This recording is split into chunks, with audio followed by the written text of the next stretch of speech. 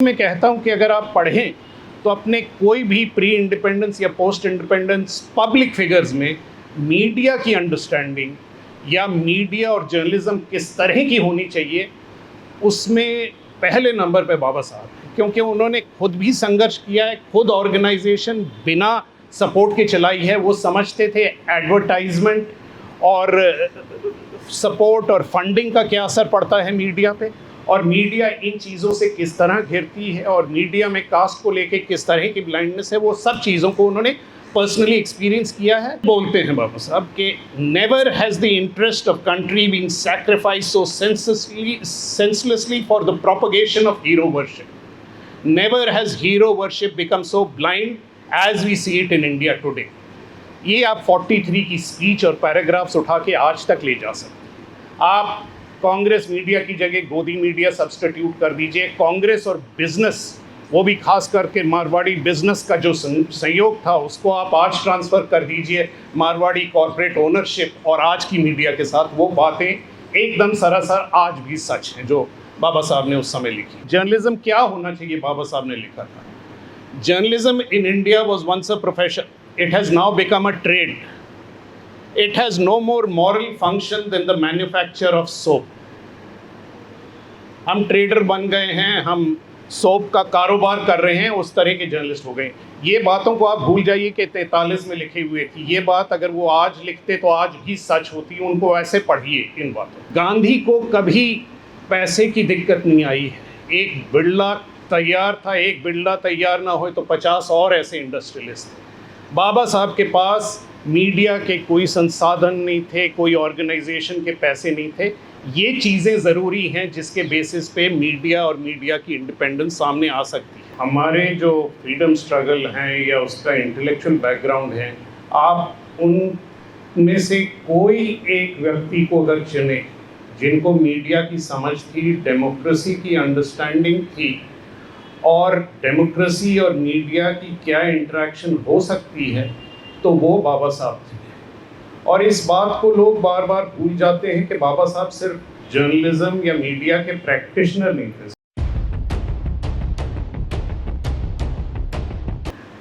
आज अफजल जी ने जो बोला कि ये पहली बारी इस विषय पे यहाँ पे प्रेस क्लब में बातचीत हो रही है, मुझे कुछ हद तक हैरानी है।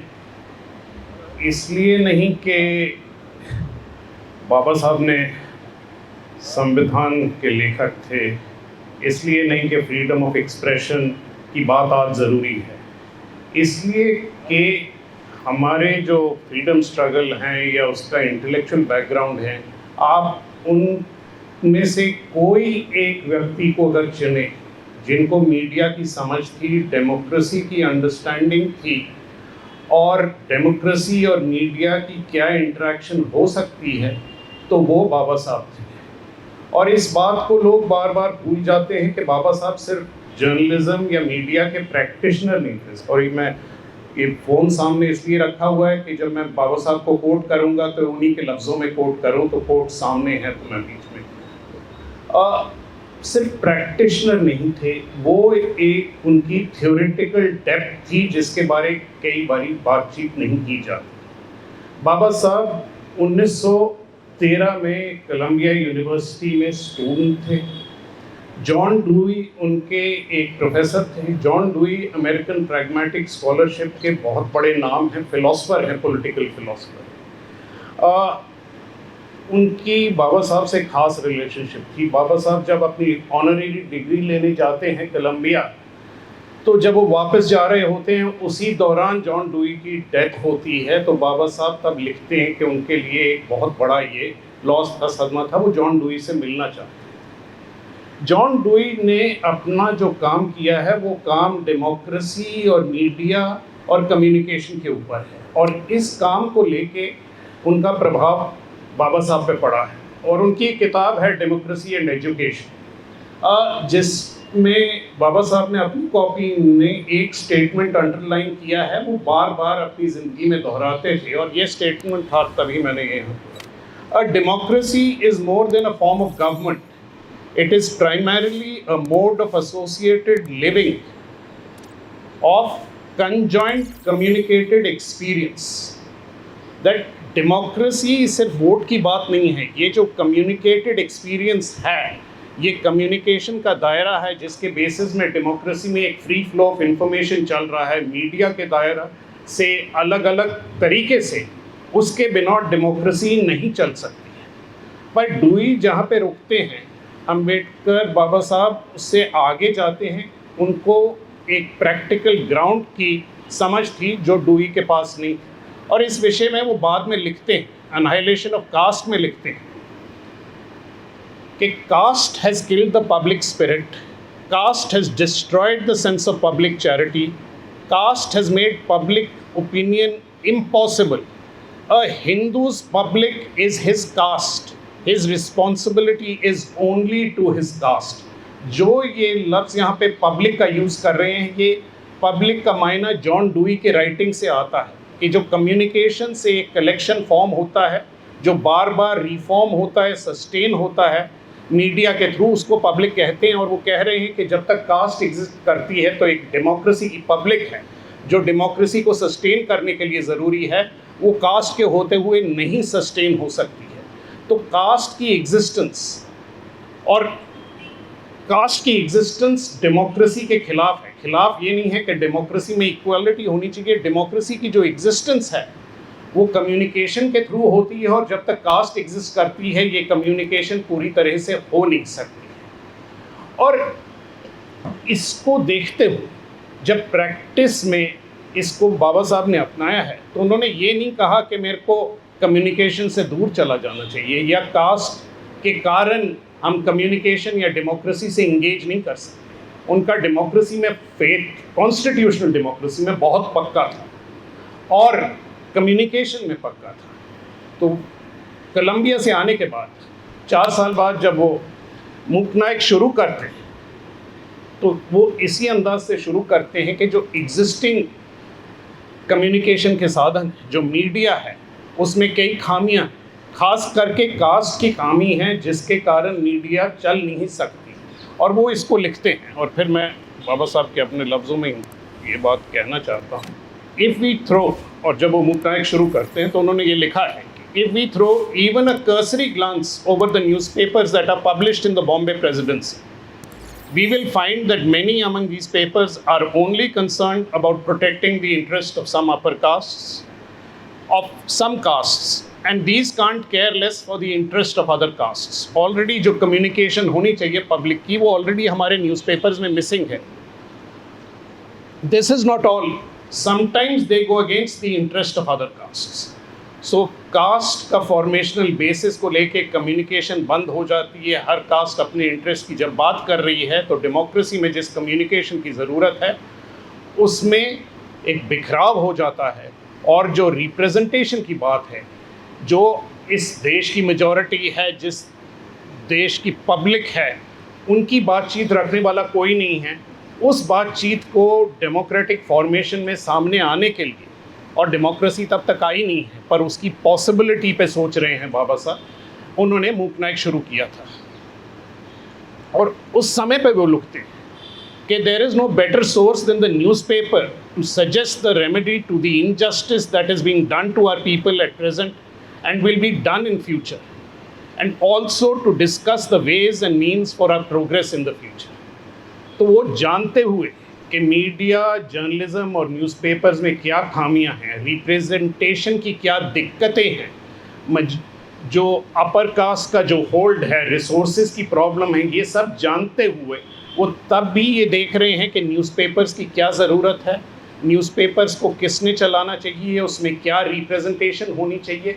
इस बात पे वो बार बार लिखते हैं, कहते हैं। वो जब एसोसिएटेड प्रेस ऑफ इंडिया की बात करते हैं वो कहते हैं दिक्कत ये है एसोसिएटेड, पहली प्रेस एजेंसी, कि यहाँ पे मद्रास से ब्राह्मण्स इसमें भरे हुए हैं टॉप लीडरशिप, और उनका अंदेशा क्लियर क्योंकि वो यहाँ बैठे हुए हैं। एक जो पोजिशनिंग है, जो एक समझ है, एक उन स्टोरीज़ की जो चर्चा होनी चाहिए, जो बात भूमिका ने अभी कही है, वो स्टोरीज़ सामने नहीं आती। कास्ट जो हमारी एक लिविंग रियलिटी है, उसकी रिप्रेजेंटेशन मीडिया में नहीं होती है। तो रिप्रेजेंटेशन का ये प्रॉब्लम है। अपने आप में रिप्रेजेंटेशन ज़रूरी है, पर बात वहीं तक नहीं रुकती है। जब तक मीडिया इस रिप्रेजेंटेशन को अपनी कवरेज में नहीं दिखाता है तो इस रिप्रेजेंटेशन का कोई फ़ायदा नहीं। बार बार वो इस बात की बात करते हैं, और इस पे मैं कि उनके जितने सत्याग्रह हैं, उनकी जो पब्लिक कमिटमेंट है, उसकी रिपोर्टिंग इंडियन मीडिया में, और वो समय उस इंडियन मीडिया को हम जो आज गोदी मीडिया कहते हैं, उस समय बाबा साहब कांग्रेस मीडिया कहते थे। उस कांग्रेस मीडिया में बाबा साहब के सत्याग्रह की प्रोजेक्शन नहीं होती है। उस समय में उस मीडिया में अगर महान सत्याग्रह हो रहा है तो गांधी की बात बार बार फ्रंट पेजेस पे होएगी। जो बात बाबा साहब कह रहे हैं वो सामने कभी नहीं आती है, और ये चीज़ की ज़रूरत है कि उनको अपनी मीडिया, अपनी ऑर्गेनाइजेशंस के थ्रू काम करना पड़ा है। जो संसाधन की ज़रूरत थी वो उनके मीडिया को नहीं मिल रही थी। गांधी को कभी पैसे की दिक्कत नहीं आई है। एक बिरला तैयार था, एक बिरला तैयार ना हो तो 50 और ऐसे इंडस्ट्रियलिस्ट थे। बाबा साहब के पास मीडिया के कोई संसाधन नहीं थे, कोई ऑर्गेनाइजेशन के पैसे नहीं थे। ये चीज़ें ज़रूरी हैं जिसके बेसिस पे मीडिया और मीडिया की इंडिपेंडेंस सामने आ सकती है। और ये बात उन्होंने खोल के 43 में पुणे में एक स्पीच दी थी। वो स्पीच थी एक रन्ना डे एनिवर्सरी पे स्पीच थी। गांधी, जिन्ना और रन्ना डे को लेके उन्होंने जो स्पीच दी है, उस समय पे उन्होंने जर्नलिज्म के बारे में बात की। देखिए, वो हमेशा सेपरेट करते थे, मीडिया एक पूरा ढांचा है, एक स्ट्रक्चर है, और जर्नलिज्म एक चीज़ है, एक प्रोफेशन है जो एक कमिटमेंट रिक्वायर करता है। और ये जर्नलिज्म क्या होना चाहिए, बाबा साहब ने लिखा था, journalism in India was once a profession, it has now become a trade, it has no more moral function than the manufacture of soap. हम ट्रेडर बन गए हैं, हम सोप का कारोबार कर रहे हैं, उस तरह के जर्नलिस्ट हो गए।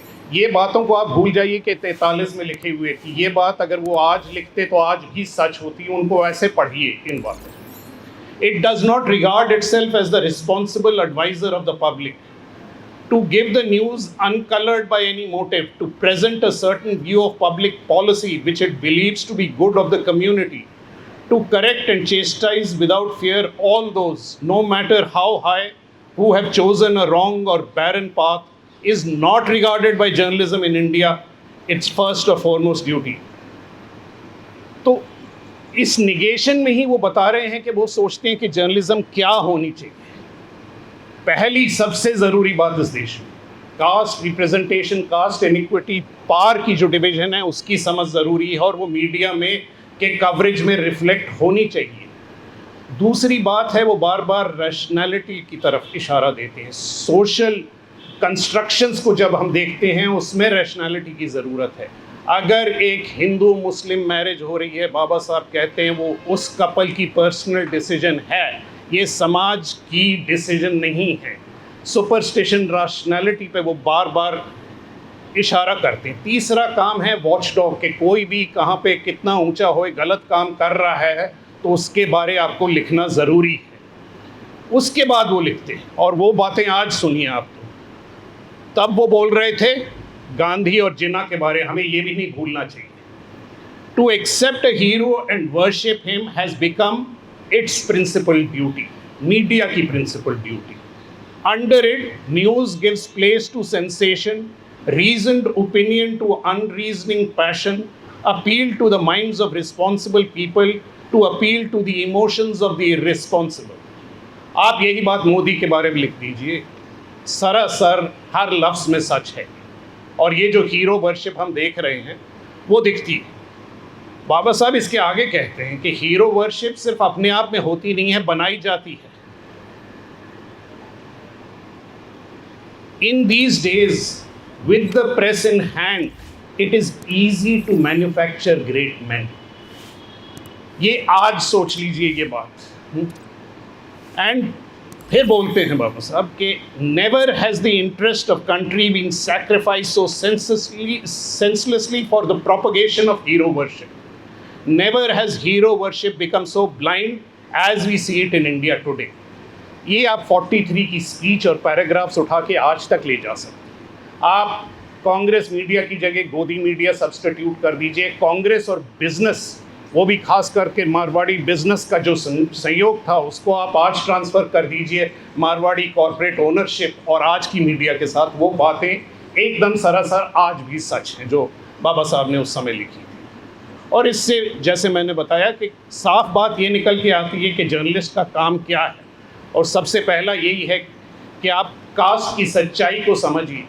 कास्ट सिर्फ इकोनॉमिक्स के बारे नहीं है। ये गलती बार बार होती है। जो भी मेरे सामने आके ये बोलने लगता है कि एक इकोनॉमिक डिस्पैरिटी को लेके हमें इस देश में लड़ाई लड़नी चाहिए, तो इसका मतलब आपने इस देश को समझा ही नहीं है, ना कास्ट को समझा है और ना इसकी सच्चाई को कभी तक समझा है।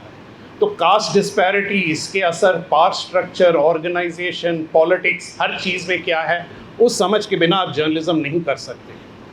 और मैं ये बात फिर दोहरा रहा हूँ कि सुपरस्टिशन, ट्रेडिशन जिसके कारण कास्ट खड़ी होती है, उसके बारे लिखना, एक रैशनैलिटी प्रोपगेट करनी, ये भी एक जर्नलिस्टिक ड्यूटी है।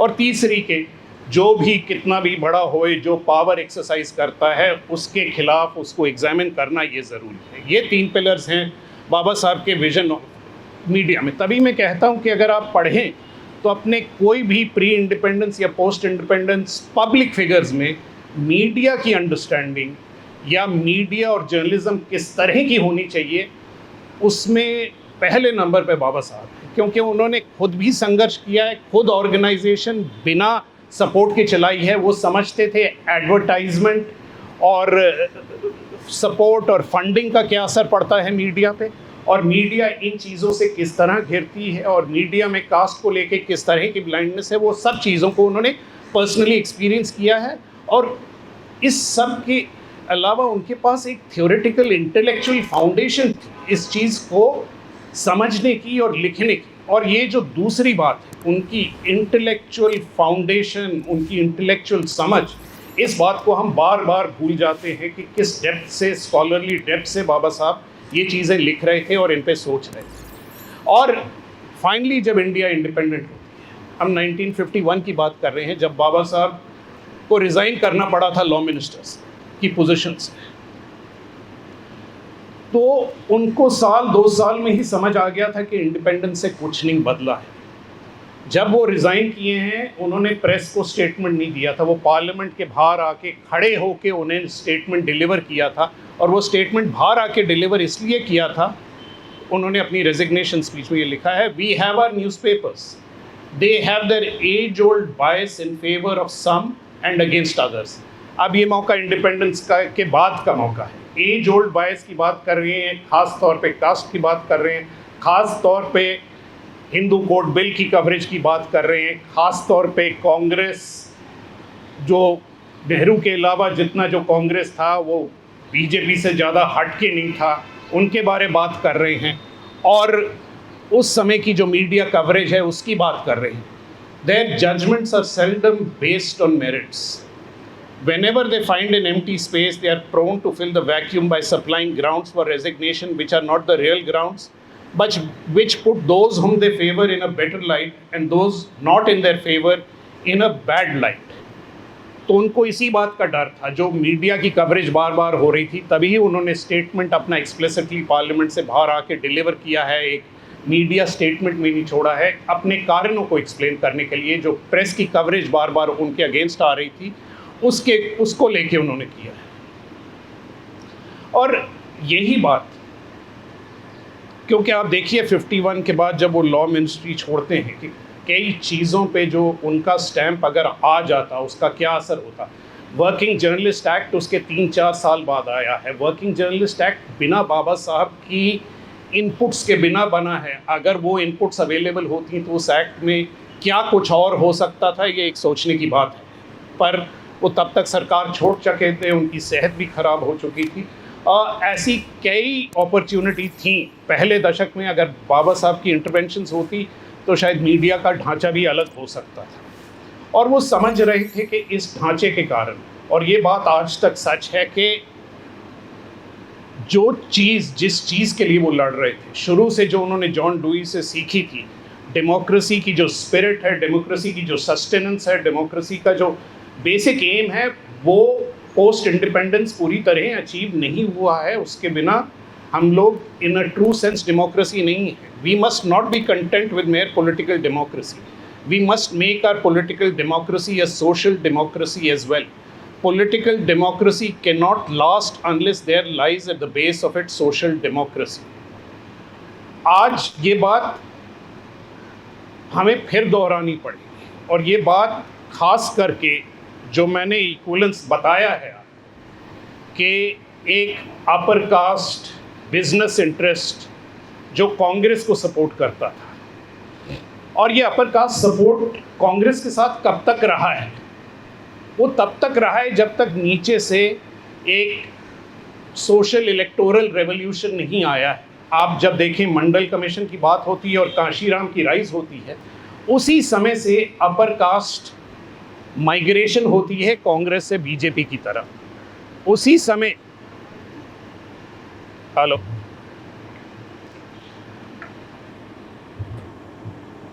उसी दौर में आप देखते हैं कि बीजेपी की जो समर्थन है उसका बेस बढ़ता है, बीजेपी की फंडिंग बढ़ती है। अगले 10 या 15 साल में आपको पूरा एक अपर कास्ट शिफ्ट पूरा का पूरा बीजेपी की तरफ दिखता है। 90 से लेके आप 2013-14 तक आते हैं, ये शिफ्ट कंप्लीट हो जाता है। आज ये हालत है कि अगर कोई वोट बैंक एग्जिस्ट करता है तो वो सिर्फ upper caste vote bank exist करता है। किसी भी स्टेट में चाहे उनके इंटरेस्ट के खिलाफ जाए बीजेपी या नहीं जाए, 90 to 95% किसी भी इलेक्शन में अपर कास्ट सपोर्ट बीजेपी से टस से मस नहीं होता है। इस तरह की वोट बैंक किसी और कम्युनिटी की नहीं। अगर किसी कम्युनिटी की कुछ हद तक वोट बैंक है, वो वोट बैंक आज मजबूरी में है। बीजेपी मुस्लिम एग्जिस्टेंस को थ्रेटन करती है, वो बीजेपी को वोट नहीं देंगे, वो तो हम समझ सकते हैं। पर अपर कास्ट को कोई ऐसा थ्रेट नहीं है। अपर कास्ट को बस अपनी सुप्रीमेसी का थ्रेट है, जो सोसाइटी पे कंट्रोल है, उस सुप्रीमेसी का थ्रेट है।